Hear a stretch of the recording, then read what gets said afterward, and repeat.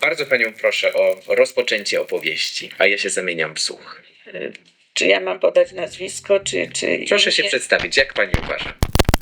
Historia mówiona to dla mnie doświadczenie, które przybliża mnie do innych ludzi i do przeszłości, która jest fascynująca. Dla historyka nie może być nic fajniejszego. Wszyscy nagrywamy wywiady. Za każdym razem jest to przygoda, coś zupełnie nieprzewidywalnego, co trudno jest zaplanować. W 2009 roku tutaj w tym budynku w Instytucie Historii Uniwersytetu Jagiellońskiego powołaliśmy Polskie Towarzystwo Historii Mówionej, które obecnie zrzesza kilkadziesiąt osób reprezentujących różne instytucje kultury, regionalistów, archiwa historii mówionej, badaczy i badaczki dyscyplin społecznych i humanistycznych.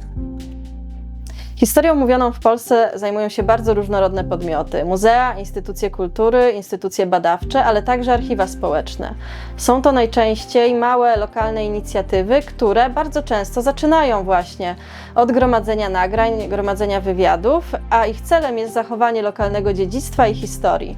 Centrum Archiwistyki Społecznej jest instytucją, która wspiera te podmioty, prowadzi dla nich warsztaty, uczy jak zbierać historie mówione, ale też promuje właśnie lokalne dziedzictwo i tak zwane małe ojczyzny. Nagrywaniem wideowywiadów historii mówionej zajmuję się od 2010 roku w ramach działalności Fundacji Dobra Wola.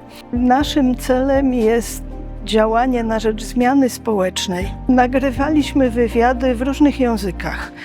W języku polskim, ukraińskim, słowackim, czeskim, łemkowskim, śląskim, a także w góralskim. Zaczynałam od działalności w organizacjach pozarządowych, od aktywizmu, który był skierowany do społeczności, przede wszystkim do kobiet i miał na celu pokazywanie prawdziwego życia kobiet i prawdziwego oblicza historii. Jestem kierowniczką Archiwum Historii Mówionej w Domu Spotkań z Historią. Archiwum to prowadzimy wspólnie z Fundacją Ośrodka Karta. Karta zainicjowała powstanie tego archiwum i zrealizowała pierwsze projekty, które do archiwum trafiły. Już pod koniec lat 80.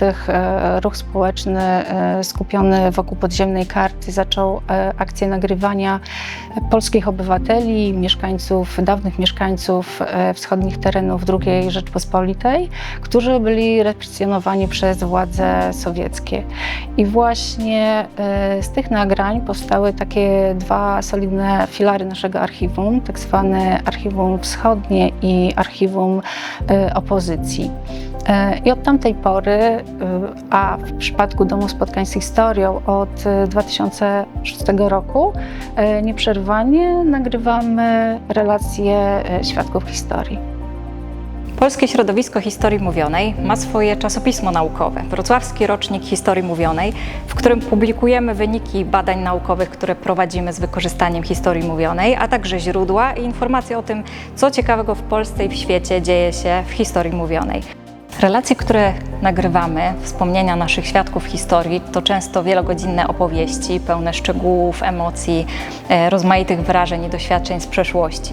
Przygotowujemy je do druku w edycjach naukowych, w wyborach fragmentów podyktowanych jakoś tematycznie, po to, żeby udostępnić je jak najszerszemu gronu odbiorcy, po to, żeby ludzie mogli zapoznawać się z doświadczeniami innych ludzi, którzy budowali naszą przeszłość, a przez to budują naszą teraźniejszość. Stowarzyszenie daje nam nie tylko możliwość spotykania się, inspirowania, szkolenia, ale także promowania historii mówionej w przestrzeni publicznej. Od samego początku stawiamy sobie za cel doskonalenie standardów metodologicznych i etycznych w praktykowaniu historii mówionej.